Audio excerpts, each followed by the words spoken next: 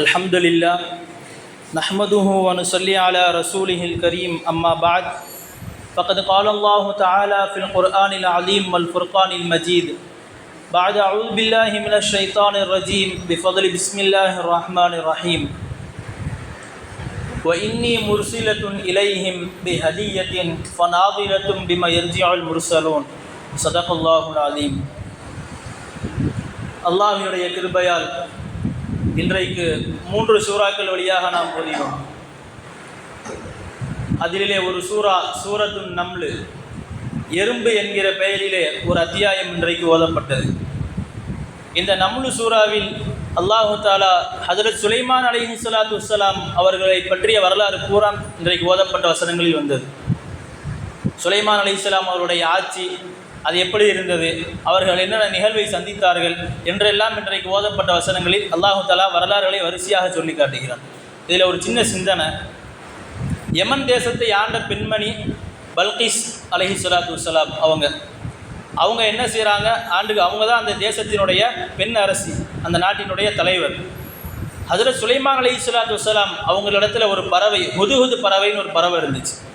அந்த பறவை ஒரு நாள் காணவில்லை, கொஞ்சம் தாமதமாக வந்தது. சுலைமான் அலைஹிஸ்ஸலாத்து வஸ்ஸலாம் காரணம் கேட்கிறார்கள், எங்கே போனீங்கன்னு சொல்லி.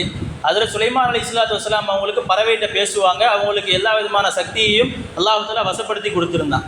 பறவைகிட்ட கேட்குறாங்க எங்கே போனான்னு, ஏன் லேட்டாச்சுன்னு காரணம் கேட்கும்போது அந்த பறவை சொல்லுது, நான் யமன் தேசத்துக்கு போயிருந்தேன், அங்கே பல்கிஸ் அலைஹிஸ்ஸலாத்து வஸ்ஸலாம் அவங்களும் தன்னுடைய கூட்டத்தார்களோடு சேர்ந்து அவங்க சூரியனை வணங்கிக்கிட்டு இருக்கிறத நான் பார்த்தேன்னு சொல்லி அந்த பறவை சுலைமான் அலைஹிஸ்ஸலாத்து வஸ்ஸலாம் அவங்கள்ட்ட சொல்லுது.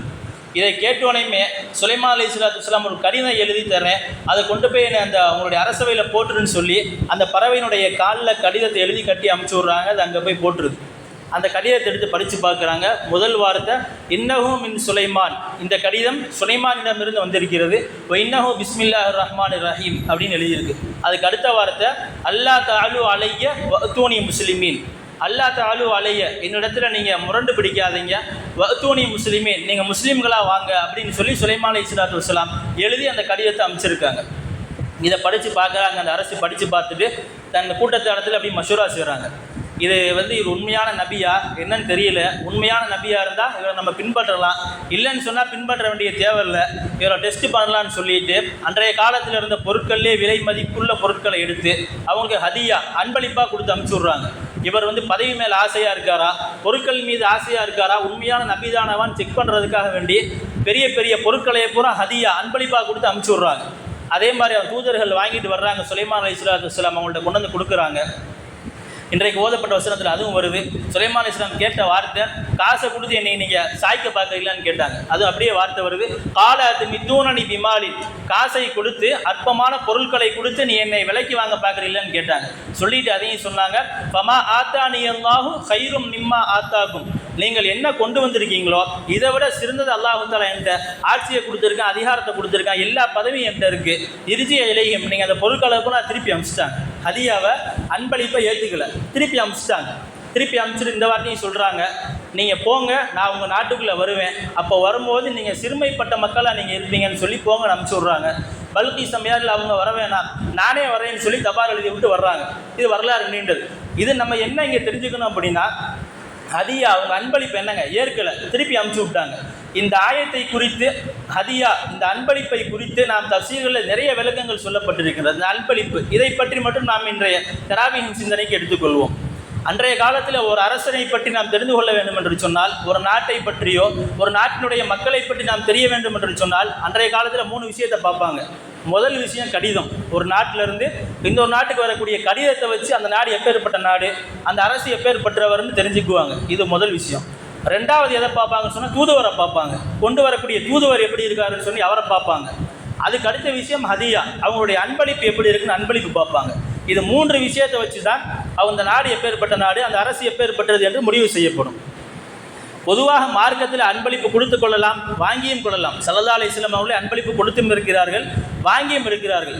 ஆனால் மார்க்கத்திற்கு தடையாக ஏதாவது ஒரு செயல் நடக்குமே ஆனால், மார்க்கத்திற்கு நீ அல்லாஹ்விடமிருந்து தூரமாக என்று சொல்லி சில விஷயங்களை சொல்லிவிட்டு அதற்காக வேண்டி அன்பளிப்பு கொடுத்தால் அதை நம்ம வாங்கக்கூடாது. ஸல்லல்லாஹு அலைஹி வஸல்லம் வாங்குறதுக்கு ஹதீஸ் சொல்கிறாங்க, தஹாப்பு தஹாப்பு, உங்களுக்கு ஒருவருக்கு ஒருவர் நீங்கள் அன்பளிப்பு கொடுத்து கொள்ளுங்கள். தஹாப்பு, உங்களுக்கு மத்தியில் பிரியம் ஏற்படும். நாங்கள் ஸல்லல்லாஹு அலைஹி வஸல்லம் உண்மையாலுமே ஹதீஸ் உண்மைதான். அன்பளிப்பு, அதாவது கோபமான இடங்களில் கூட நம்ம என்னங்க அன்பளிப்பு கொடுத்தோம்னா சண்டை எல்லாம் முடிஞ்சு போயிடும். ஸல்லல்லாஹு அலைஹி வஸல்லம் பார்த்து இப்படியும் வருது, யுசீலுல் பக்லா, உங்களுக்கு மத்தியில் கோபம் இருந்துச்சுன்னாலும் சொன்னால் நீங்கள் உங்களுக்கு ஒருவருக்கு ஒருவர் நீங்கள் அன்பளிப்பு கொடுத்து கொள்வீர்களே ஆனால் அந்த கோபம் போக்கி விடுனாங்க ஸல்லல்லாஹு அலைஹி வஸல்லம். ஒன்றும் இல்லை, மனைவி காலையிலேருந்து கோபமாக இருக்காங்க, சாயந்தரம் போகும்போது அவங்களுக்கு பிடிச்சமான ஏதாவது ஒரு பொருளை வாங்கிட்டு போனோம்னு சொன்னால் யுசீலுல் பக்லா, அவ்வளோதான், கோபம் போயிடும். ஸல்லல்லாஹு அலைஹி வஸல்லமுடைய வார்த்தை. ஸல்லல்லாஹு அலைஹி வஸல்லம் அவங்க அன்பளிப்பு வாங்கியிருக்காங்க, காபிர்கள்ட்டையும் வாங்கியிருக்காங்க, யஹூதிகிட்டையும் வாங்கியிருக்காங்க, அதே மாதிரி வேதக்காரர்களிடத்துலையும் வாங்கியிருக்காங்க, முஃமின்கள்கிட்ட அதிகமாக வாங்கியிருக்காங்க. ஸல்லல்லாஹு அலைஹி வஸல்லம் அவர்கள் அணிந்த ஜுப்பா கிட்டத்தட்ட விலை உயர்ந்த ஜுப்பா, வாழ்நாளிலே விலை உயர்ந்த ஜுப்பா அணிந்தார்கள். அந்த ஜுப்பா யார் கொடுத்ததுன்னா அவர் யஹூதி பெண்மணி கொடுத்தது. அடுத்த நாட்டினுடைய யஹூதி பெண்மணி ஸல்லல்லாஹு அலைஹி வஸல்லம் அவங்களுக்கு அன்பளிப்பாக கொடுத்தது. ஸல்லல்லாஹு அலைஹி வஸல்லம் வாங்கியிருக்காங்க. அதே போன்று முகவுகஸ்னு ஒருத்தர், அவரும் அப்படி தான் அவர் கிறிஸ்துவ மன்னர், கிறிஸ்துவ நாட்டை சேர்ந்தவர், கிறிஸ்துவர். அவரும் ஸல்லல்லாஹு அலைஹி வஸல்லம் அவங்களுக்கு 2 பெண்மணியை அன்பளிப்பாக கொடுக்குறாங்க.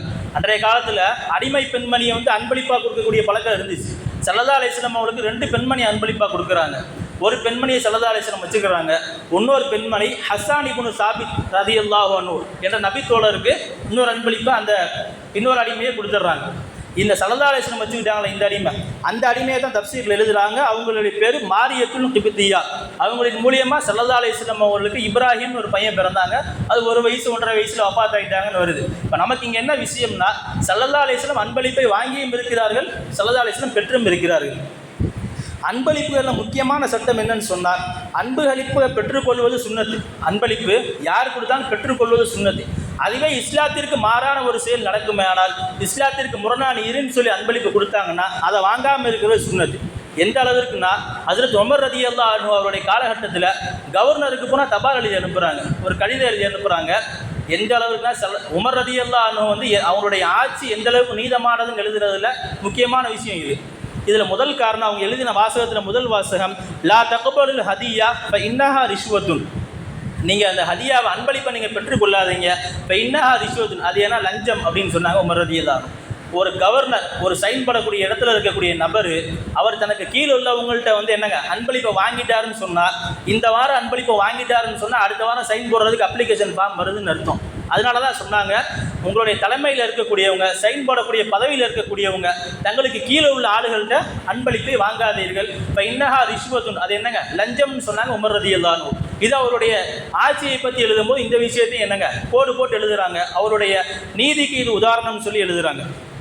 அதே மாதிரி ஒரு ஆசிரியரும் சரி, ஒரு மாணவர் ஆசிரியருக்கு அன்பளிப்பு கொடுக்கறது, இதே முடிஞ்ச அளவுக்கு தவிர்த்துக்கணும்.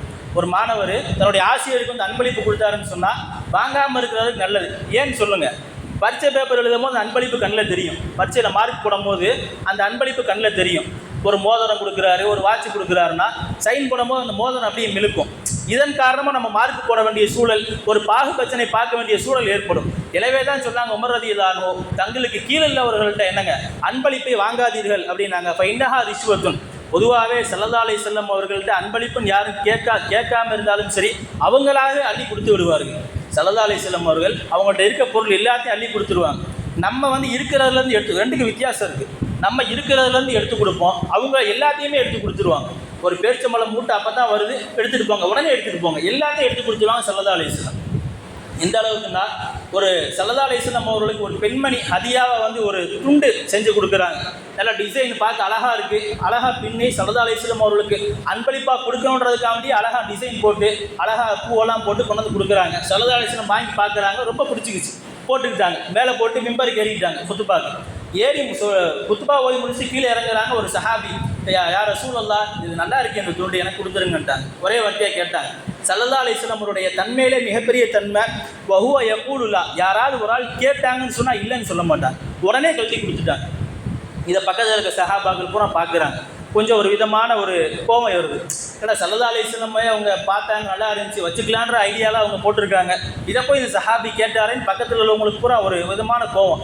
ஸல்லல்லாஹு அலைஹி வஸல்லம் ஓதி முடிச்சுட்டு போயிட்டாங்க. தனியாக கூப்பிட்டு கேட்குறாங்க, ஏப்பா ஸல்லல்லாஹு அலைஹி வஸல்லம் தான் எது கேட்டாலும் இல்லைன்னு சொல்லுவா, இல்லைன்னு சொல்லாமல் அவங்களுக்கு கொடுத்துருவாங்கன்னு தெரிஞ்சவொண்டு நீ போய் ஸல்லல்லாஹு அலைஹி வஸல்லமுக்கு அழகாக இருந்துச்சு, அவங்க வச்சுக்கலாம் நினச்சாங்க, நீ போய் ஏன் அதை போய் கேட்டேன்னு அவங்க சொல்லும் போது அழகான பதில், லிதகூன கஃபனி, அது என்னங்க, என்னுடைய கஃபனை நான் பயன்படுத்திக்குவேன், அந்த துண்டை ஸல்லல்லாஹு அலைஹி வஸல்லம் உடுத்தியிருந்த துண்டை என்னுடைய கஃபனை நான் பயன்படுத்திக்குவேன்னு சொன்னாங்க. அதோட நிறுத்தலை. அடுத்து சொன்ன வார்த்தை வ இதா சுஇல்து ஃபில் கபரி மன் நபியுக், நான் கபரில் வைக்கப்பட்டோனையும் உன்னுடைய நபி யாருன்னு கேட்கும் போது என்னுடைய நபி முஹம்மது ரசூலுல்லாஹ் ஸல்லல்லாஹு அலைஹி வஸல்லம் என்று நான் சொல்வதை விட இந்த துண்டுக்கு சொந்தக்காரன்னு சொன்னால் அது ரொம்ப நல்லா இருக்கும். ஸல்லல்லாஹு அலைஹி வஸல்லம் அவருடைய துண்டு மேலே போத்திருந்த துண்டு கஃபனா என்னுடைய உடல் மேலே என்னுடைய மேனியோடு ஒட்டி நான் கபருக்கு போகிறேன்னு சொன்னால் அதை விட வேற பெருமை என்ன இருக்க முடியும்னு ஸல்லல்லாஹு அலைஹி வஸல்லம் அந்த சஹாபி மற்ற சஹாபாக்கள்கிட்ட சொன்னாங்க. இதை கேட்டோன்னே சொல்லிட்டு திரும்பி இதையும் சொன்னாங்க, உங்களுக்கு இதுக்கு மேலே கோபமாக இருந்துச்சுன்னா சொல்லுங்கள், நான் ஸல்லல்லாஹு அலைஹி வஸல்லம் போய் கொடுத்துட்றேன்னாங்க. சஹாபாக்கள் வேணான்ட்டாங்க. காரணம், அவங்க சொன்ன காரணம் அப்படி. ஸல்லல்லாஹு அலைஹி வஸல்லமோடு என்னுடைய கஃபன் வர வேண்டும். யார் என்னுடைய கபரிலே மலக்குமார்கள் கேட்பார்கள் மன் நபியுக்கன்னு கேட்கும் போது ஸல்லல்லாஹு அலைஹி வஸல்லம் என்னுடைய நபின்னு சொல்லாமல் இந்த துண்டுக்கு சொந்தக்காரர் என்று நான் சொல்ல வேண்டும் என்பதாக அந்த சஹாபி சொன்னார்கள். கடைசி விஷயம், ஸல்லல்லாஹு அலைஹி வஸல்லம் அவருடைய காலகட்டத்தில் அன்பளிப்பு வாங்கியும் இருக்கிறார்கள், கொடுத்தும் இருக்கிறார்கள். ஹைர். இப்போ நாம் அவங்க வஃபாத்தாகி 1500 ஆண்டுகளுக்கு பிறகு நாம் வாழ்ந்து கொண்டு இருக்கிறோம். இப்போ நம்மளும் ஸல்லல்லாஹு அலைஹி வஸல்லம் அவர்களுக்கு ஏதாவது ஹதியா அன்பளிப்பு கொடுக்கணும், அவங்கள்ட்ட நாம் திருப்பி ஏதாவது அன்பளிப்பு வாங்கணும். அதுக்கு அல்லாஹ்வாக ஏற்படுத்தின மொழி, அல்லாஹ்வாக ஏற்படுத்தின வழி என்னன்னு சொன்னால் ஸல்லல்லாஹு அலைஹி வஸல்லம் அவர்கள் மீது நாம் அதிகமாக ஸலவாத் சொல்லணும்.